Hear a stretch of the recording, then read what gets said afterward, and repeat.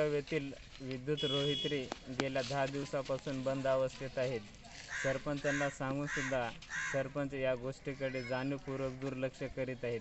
कारण ते DP दलित वस्तीमध्ये असल्यामुळे सरपंचाने गांभीर्यपूर्वक जातीवादीपणामुळे या DPकडे दुर्लक्ष करीत आहेत. आणि आम्ही संबंधित गंजगावमध्ये 2 DP आहेत. 2 DPपैकी एक DP फेल झाल्यामुळे दुसऱ्या DPचे कनेक्शन देण्यासाठी आम्ही समस्त गावकऱ्यांनी विद्युत कनिष्ठ अभियंता कुंडलवाडी यांना भेटल्यानंतर त्यांनी लाईन देण्यासाठी तयार झाले होते. पण या जातीवादी सरपंचाने विद्युत पुरवठा सुरळीत करून दिला नाही.